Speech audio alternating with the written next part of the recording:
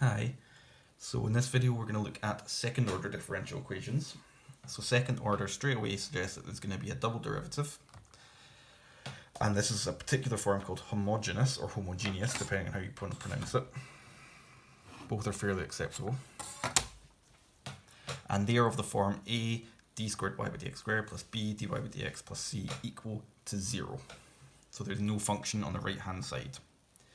And the way that we can solve these is we solve the auxiliary equation, which is am squared plus bm plus c, where am squared comes from the coefficient multiplying the d squared y by dx squared, the b comes from what's multiplying the dy by dx, and the c is a constant.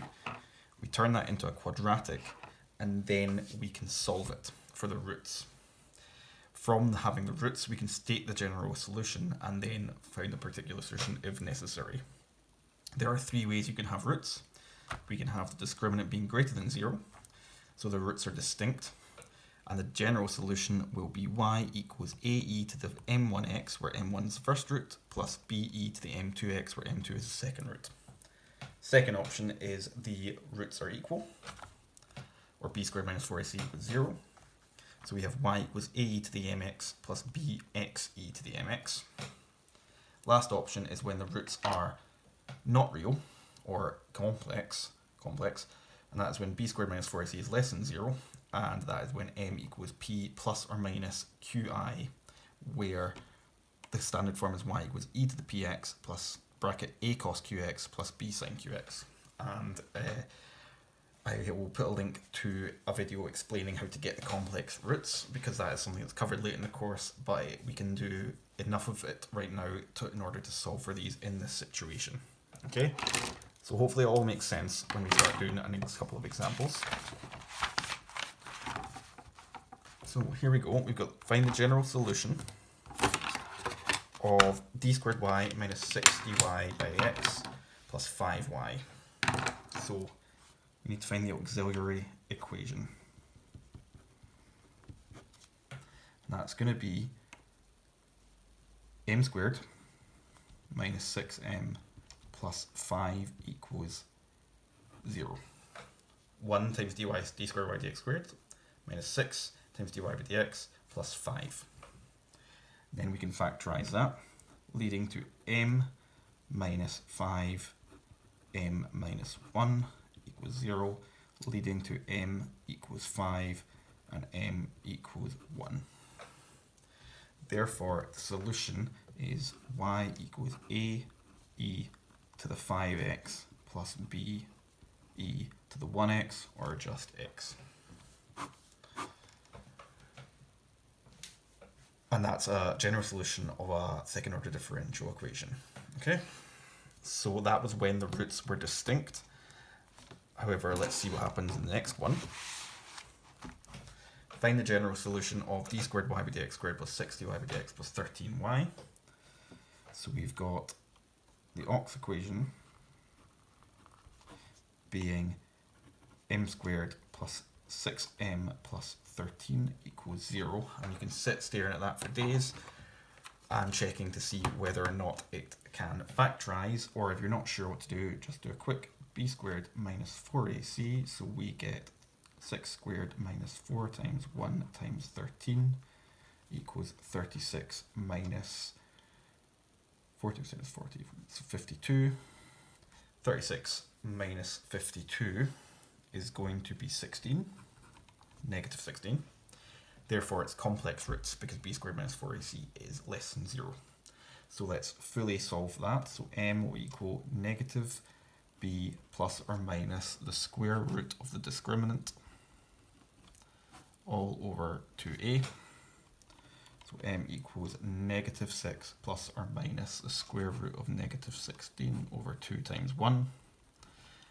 We can then change that to be negative 6 plus or minus 16i squared all over 2. So we get m equal to negative 6 plus or minus 4i over 2, which equals negative 3 plus or minus 2i. Therefore, p equals negative 3 and q equals 2. Therefore, the solution of the differential equation is y equals e to the px bracket a cos qx plus b sine qx, but now we know p is negative 3 and q is 2. Negative 3x times a cos 2x plus b sine 2x. And that is our general solution when it is complex roots. Okay, one more. You can probably guess where this is going if we're doing 3 examples. We did different roots, distinct roots. We've done complex roots, and now we're going to do one that probably should end up with repeated roots, and also I've made it a particular solution I'm finding, so we're going to have a bit more of a complicated thing with here. But let's just get into it. So let's get the auxiliary equation. M squared minus 8m plus 16 leading to m minus 4 m minus 4 equals 0. Therefore m equals 4. Leading to our general solution of y equals a e to the 4x plus b x e to the 4x. And that's our general solution, but I didn't ask for a general solution, I asked for a particular solution. And we have 2 variables here, 2 constants of integration, a and b, so it's going to be time consuming, but fairly straightforward mathematics. We've got 2 conditions. When x equals 0, y equals 2, and when x equals 0, dy by dx equals 11. So, first thing we're actually going to have to do once we've got our general solution, knowing that one of the conditions is given as dy by dx, is actually calculate dy by dx of this general solution. So let's first do that. Dy by dx equals, differentiate a to the 4x, we're going to get 4ae to the 4x.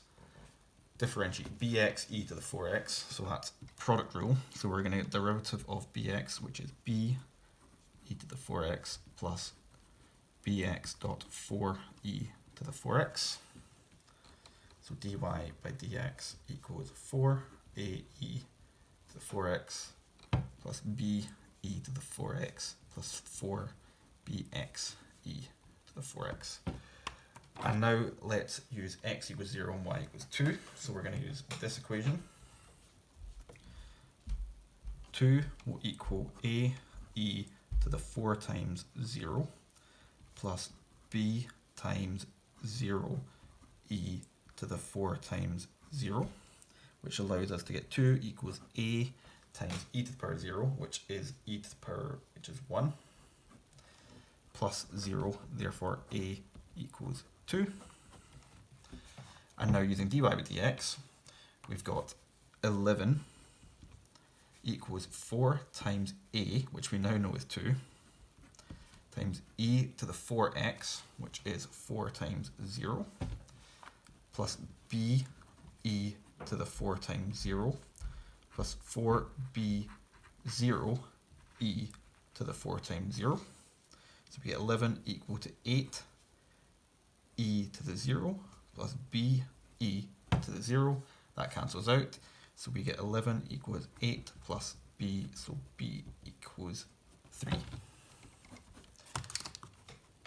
Therefore, the particular solution at those starting conditions is y equals a e to the 4x plus b x e to the 4x. So the most time consuming part of it can generally be finding a particular solution, but there's nothing particularly mathematically different about that. It's just a lot of work. Okay, so that was the second order homogeneous differential equations.